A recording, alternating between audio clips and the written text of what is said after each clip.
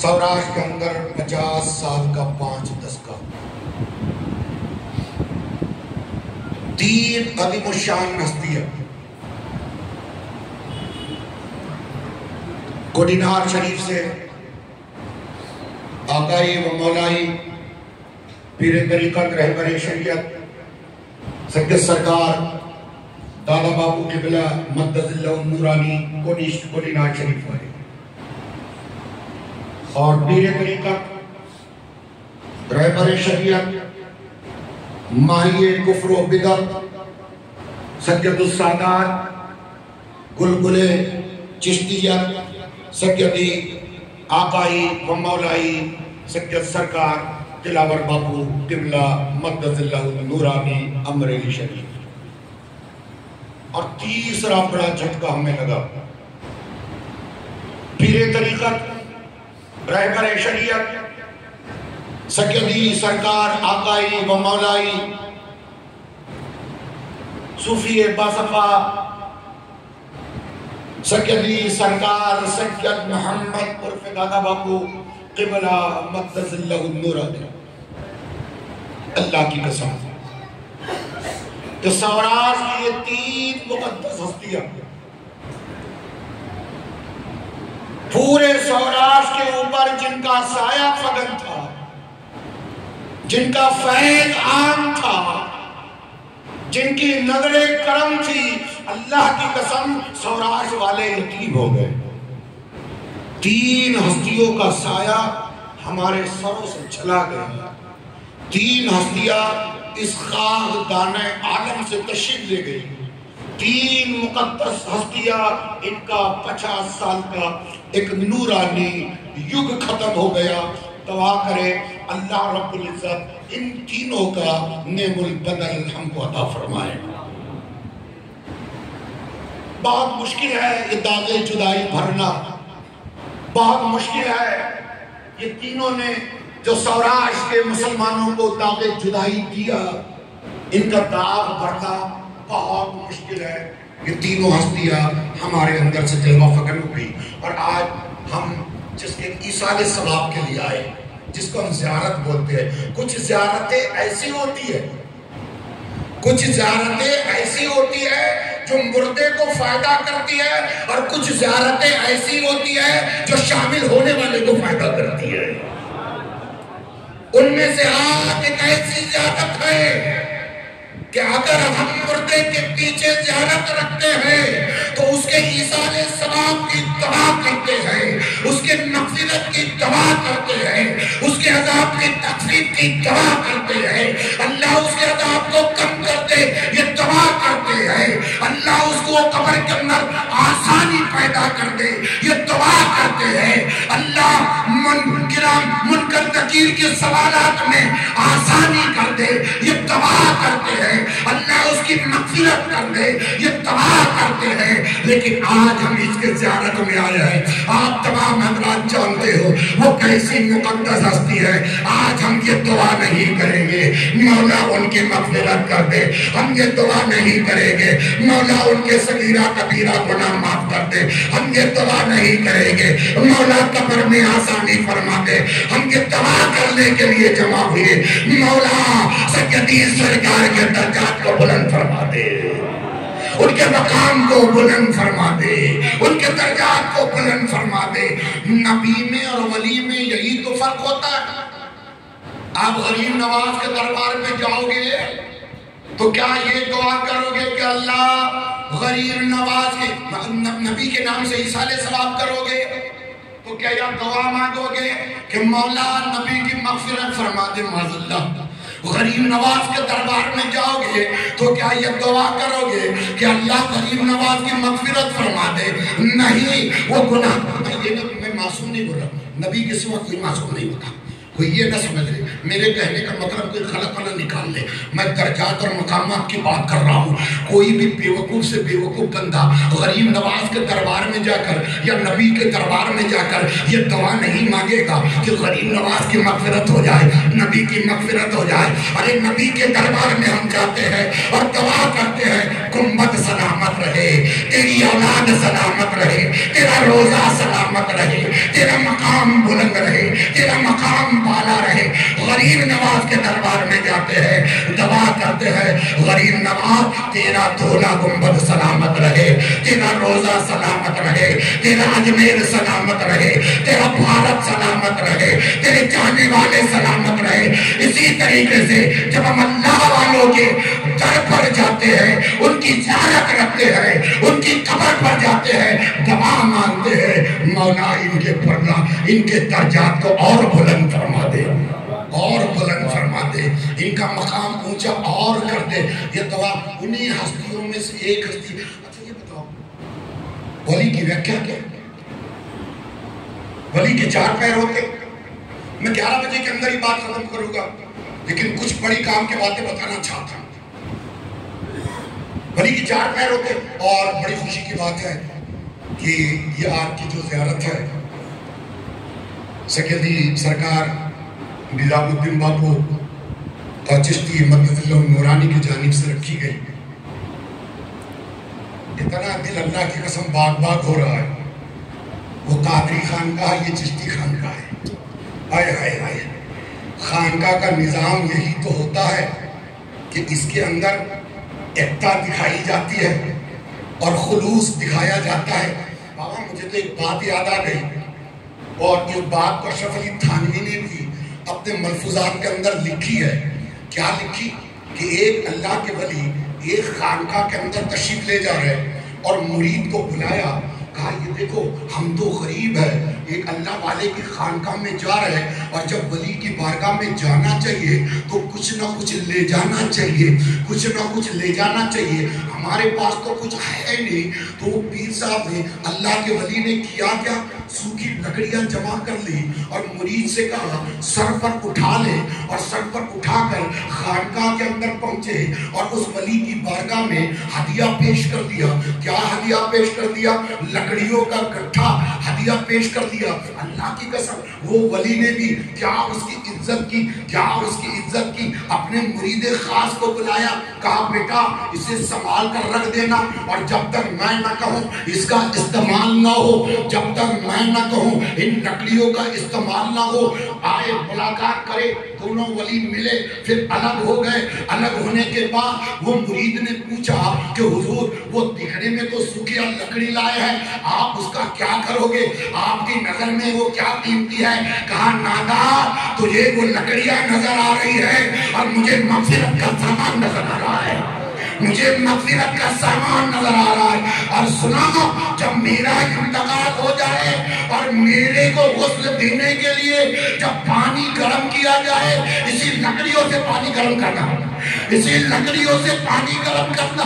یہ عام لکڑیاں نہیں ہے، ایک اللہ کے ولی کا تحفہ ہے، اور جب یہ لکڑیوں سے میرا پانی، غسل کا پانی گرم ہوگا، مجھے امید ہے میرا رب مجھے بخش دے گا۔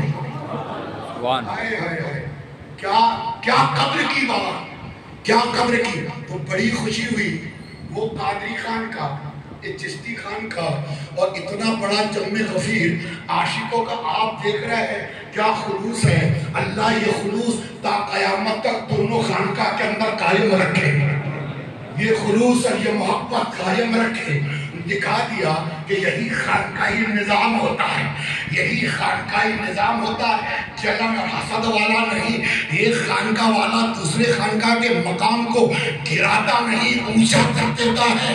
آج امریلی کی چشتیہ خانقاہ نے دکھا دیا ہے کہ باقی ہمارے باپ داداؤں نے ہم کو طریقت کا جام پلایا ہے، ہم دوسرے خانقاہ والوں کو گراتے نہیں ہیں، ان کے مقام کو اٹھاتے ہیں، ان کے مقام کو اٹھاتے ہیں۔ یہ ثابت ہو گیا۔ اچھا میں کچھ آج اور بولنا چاہتا ہوں، مجھے یاد دلا دیجیے گا، 11 بجنے آئیں گے تب مجھے یاد دلا دیجیے گا۔ اچھا یہ بتائیے بابا، میری تمنا تو آج یہ تھی کہ انشاءاللہ میں قرآن اور حدیث سے ثابت کرنا چاہتا تھا کہ نبی اور ولی کیسے زندہ ہے، نبی اور ولی کیسے مدد کرتے ہیں، ولی اور نبی اور ولی کے مزار پہ جانا چاہیے کہ نہیں، جانے سے فائدہ ہوتا کہ نہیں، اور ان کے بعد جانا کیا ہے، میری تمنا تو یہ تھی کہ آج میں قرآن و حدیث سے ثابت کرتا، لیکن اگر اتنا لمبا عنوان لے لوں گا تو شاید 2 گھنٹہ ہو جائے گا. پھر بھی مختصر انداز میں کچھ باتیں آپ کے گوشے گزار کرنا چاہتا ہوں. میں نے قرآن پاک کے بعد قرآن پاک کی جو آیت تلاوت کی، وَلَأَنَّهُمْ إِذْ ظَلَمُوا جَاءُوكَ فَاسْتَغْفِرُوا اللَّهَ وَاسْتَغْفَرَ لَهُمُ الرَّسُولُ لَوَجَدُوا اللَّهَ تَوَّابًا رَحِيمًا. اس کا ترجمہ میں بالکل سمپل انداز میں کر دوں کہ جو اپنے نفس پر، اپنے جانوں پر ظلم کرے. ظلم کی کیٹیگری الگ الگ ہے. گناہ سمجھ لو، گناہ سمجھ لو، میں زیادہ تفصیل میں نہیں جاؤں گا. جو ظلم کرے وہ کہاں جائے؟ نبی کے در پر جائے، نبی کے در پر جائے، اور نبی پھر اس کے لیے دعا کرے،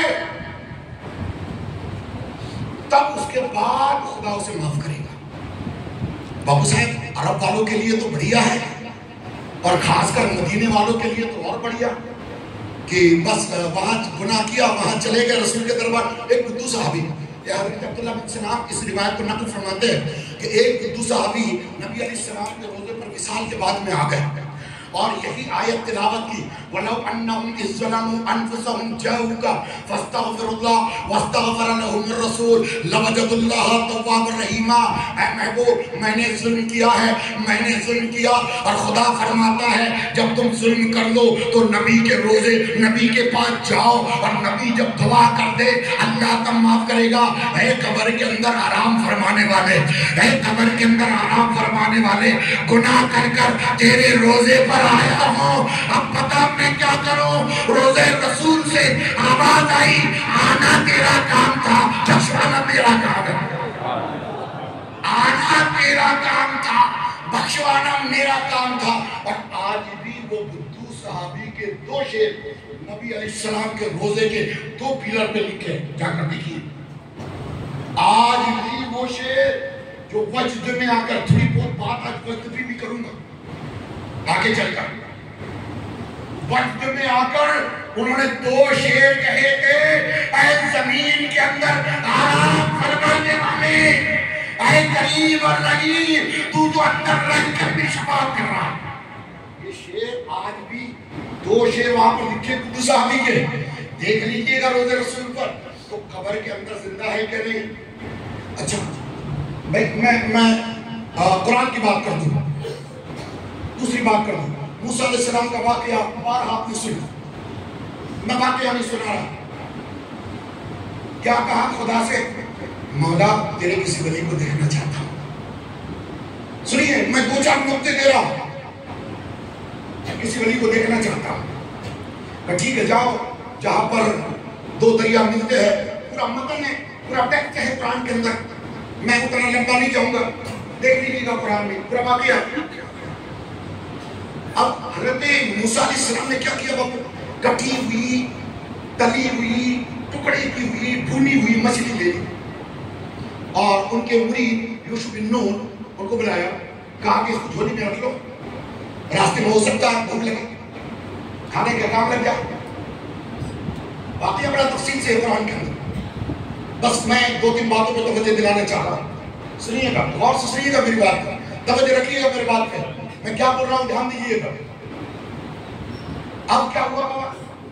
پہلی بات کہ ولی کے تلاش میں جانا اور ولی کا ذکر کرنا نبی کی سنت، قرآن سے ثابت. نبی کی سنت، ولی کے پاس جانا بھی انبیاء کی سنت، اور ولی کا ذکر کرنا بھی نبی کی سنت. جو اس سے انکار کرے اسے قرآن کی سمجھ ہی نہیں، اس کا مطلب اس نے قرآن پڑھا ہی نہیں. اچھا چلیے، میں جو نقطہ بیان کرنا چاہتا ہوں، الحاصل ایک بات اس کے اندر میں بتانا چاہتا ہوں. بابو صاحب، حضرت موسیٰ علیہ السلام تھوڑی دیر کے لیے سو گئے، آرام کرنے کے لیے. مچھلی زندہ ہوئی اور زندہ ہو کر کود کر چلی گئی. اٹھے، خدا نے بلا دیا، تھوڑی دور گئے، اور موسیٰ علیہ السلام نے کہا بھوک لگی، لاؤ تو مچھلی. ارے کہا وہ تو زندہ ہو گیا، واقعہ ختم ہو گیا. قرآن میں دیکھ لینا بہت تفصیل سے واقعہ. دو چار نقطے بیان کرنا چاہتا ہوں یہاں. باپو صاحب خاص کر توجہ چاہوں گا آل رسول کی، سیدوں کی، آپ کی توجہ چاہوں گا. مچھلی کہاں زندہ ہوئی؟ جہاں پر دو دریا مل رہے. توجہ چاہوں گا باپو، جہاں پر دو دریا ملے، کٹی ہوئی مچھلی، بھونی ہوئی مچھلی، تلی ہوئی مچھلی، بتاؤ زندہ ہے کہ مردہ ہے؟ مردہ ہے نا بھائی. مردہ مچھلی زندہ ہوئی، کس نے کیا؟ نبی نے کیا؟ نہیں. خضر علیہ السلام نے پھونک ماری، خضر علیہ السلام کو ملنے گئے تھے، پھونک ماری؟ نہیں. خضر علیہ السلام نے دم کیا؟ نہیں. خضر علیہ السلام نے ہاتھ لگایا؟ نہیں. کیوں زندہ ہوئی؟ کیسی زندہ ہوئی؟ صوفیاء کرام فرماتے ہیں وہاں پر دو دریا جہاں ملتے ہیں وہاں پر خضر علیہ السلام اس پانی سے وضو کیا کرتے تھے، اس پانی سے وضو کیا کرتے تھے، اور وہ پانی کے قطرے جب یوسف بن نون کے جھولی پر اڑے، وہ پانی کے قطروں کی وجہ سے مچھلی زندہ ہو گئی.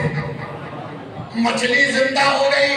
پتہ یہ چلا کہ ولیوں کے فیض سے مردہ بھی زندہ ہوتے ہیں، ولیوں کے فیض سے مردہ بھی زندہ ہوتے ہیں. اب یہ سوراج کے تین ہستیوں کو دیکھو، ان تینوں کو دیکھو. ضرور انہوں نے کوئی مردہ تو زندہ نہیں کیا ہے، انہوں نے کوئی مردہ تو زندہ نہیں کیا. اللہ کی قسم سیدی سرکار سید محمد عرف دادا بابو قبلہ مقدس اللہ نورانی کی زندگی دیکھو. دیہات میں پہنچے، جو لوگوں کے دل مر گئے تھے اسے زندہ کیا، جن کے ایمان مر گئے تھے اسے زندہ کیا. اور کتنے مردہ دلوں کو آپ نے زندگی بخشی. میں نہیں، سارا سوراج گواہ ہے کہ دیہات میں گھروں کے اندر سے کتنی مردیاں نکالی، کتنے مردے زندوں کو آپ نے زندہ کیا. کتنی بڑی کرامت ہے کہ جو پتھر کے آگے جھک رہا تھا، سیدی سرکار نے اپنی زندگی میں لاکھوں لوگوں کو خدا کے سامنے جھکایا ہے، لاکھوں لوگوں کو خدا کے سامنے جھکایا. اچھا ایک بات اور بتا دوں باپو صاحب، ولی کون؟ جس کے چار ہاتھ ہے وہ ولی، جس کے چار پیر ہے وہ ولی، جو ہوا میں اڑے وہ ولی، جو پانی پر چلے وہ ولی، جو دل کی بات بتا دے وہ ولی، جو چمتکار دکھا دے وہ ولی. ولی وہ نہیں جو ہوا میں اڑے، ولی وہ نہیں. بھائی غریب نواز سے پہلے جوگی جے پال اڑ گیا تھا، جوگی جے پال اڑ گیا تھا. تو اگر ہوا میں اڑنے کا نام ہی ولایت ہوتی تو غریب نواز سے بڑا ولی جوگی جے پال ہونا چاہیے تھا.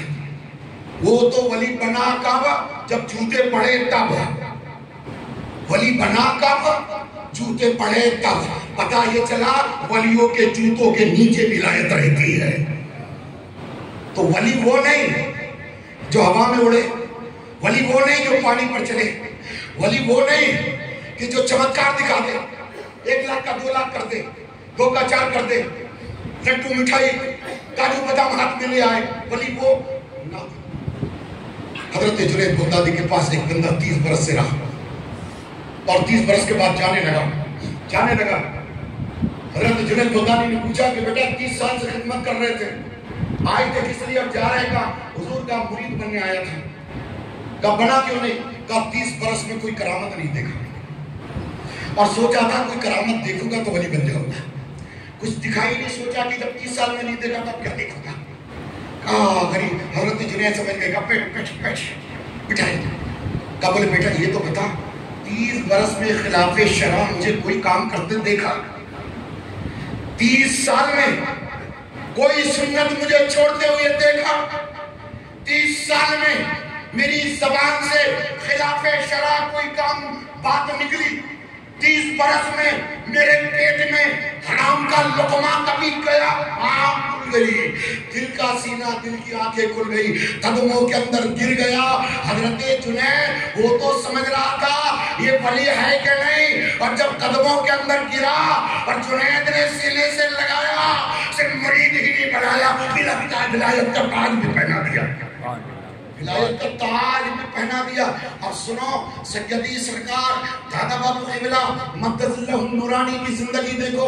تم کو اللہ کا واسطہ مسجد کے اندر بیٹھے ہو, میں منبر رسول پر بیٹھا ہوں, تم کو اللہ کا واسطہ دیتا ہوں, مجھے بتا دینا پورے زندگی میں اگر سیدی سرکار دادا بابو قبلہ مدد اللہ نورانی نے رحمت اللہ تعالی نے اپنی زبان سے کسی کو تکلیف دی, ایمانداری سے بتانا, اللہ کے گھر میں رہنا, چاپلوسی مت کرنا, ڈرنا مت, بول دینا ایمانداری سے بول دینا. انہوں نے اپنی زبان سے اپنی زندگی میں کسی کو تکلیف پہنچائی, اپنے ہاتھوں سے کسی کو تکلیف دی کسی کو اپنے ہاتھ سے زبان سے کسی کو تکلیف پہنچائی. خلاف شرع آپ نے کبھی ان کا کوئی عمل دیکھا, ان کے پیٹ میں کبھی حرام کا لقمہ جاتے ہوئے دیکھا آپ نے کبھی نہیں. ان کی زندگی دیکھے, کیا ان کی زندگی ہے, عبادت کے اندر زندگی جا رہی ہے, تقوی کے اندر زندگی جا رہی ہے, عبادت کے اندر زندگی جا رہی ہے, ذکر و اذکار کے اندر زندگی جا رہی ہے, غریبوں کی مدد کر رہے ہیں, یتیموں کی مدد کر رہے ہیں, مسکینوں کی مدد کر رہے ہیں, تعلیم کا انتظام کر رہے ہیں, دینی تعلیم کا انتظام کر رہے ہیں, دنیاوی تعلیم کا انتظام کر رہے ہیں, غریبوں کے ہاتھوں پر ہاتھ رہے, نہ امیر دیکھا نہ غریب. جب ان کے زندگی کو ہم دیکھتے ہیں, قرآن میں پڑھا انک لعلی خلق عظیم, نبی کے زندگی کو دیکھا. جب نبی کے زندگی کو دیکھتے ہیں, پڑھتے ہیں, اور جب قدرہ کے اندر نظر میں آتے ہیں, پتا چلا ارے وہ تھیوری مدینے کے اندر تھیوری ہے, قدرہ میں اس کا پریکٹیکل ہے. مدینے کے اندر تھیوری ہے, کنڈلا کے اندر پریکٹیکل ہے. تو ہم ایک ایسا, ہم نے ایک پیر کھو دیا, ایسا ایک خانقاہی بندہ ہم نے کھو دیا کہ اس کا نعم البدل اللہ سوراشٹر والوں کو ہم سب کو عنایت فرمائے. اور مجھے تو کچھ باتیں وقت زیادہ ہو گیا, مجھے معلوم ہے 11 بجے ختم کرنی ہے, لیکن مجھے کچھ باتیں آج خانقاہ کے رکھنے کی تھی. اور خیر انشاءاللہ کبھی اور موقع ملے گا تو خانقاہی نظام بھی آپ کے سامنے میں رکھوں گا کہ خانقاہی نظام کیا ہوتا ہے. پروردگار عالم سیدی سرکار کی ان کے درجات کو بلند فرمائے, ان کی قبر پر اپنے رحمت کے پھول برسائے, ان کی مقام کو اعلیٰ سے اعلیٰ عطا فرمائے. اللہ اور اس کے رسول کا ان کو قرب و جوار عطا ہو, اور جنت الفردوس میں ان کو اعلیٰ سے اعلیٰ مقام عطا ہو. یہ قصہ لطیف ابھی نہ تمام تھا, جو کچھ بیان ہوا وہ آغاز باب تھا. صلاۃ و سلام کے لیے کھڑے ہو جائیں.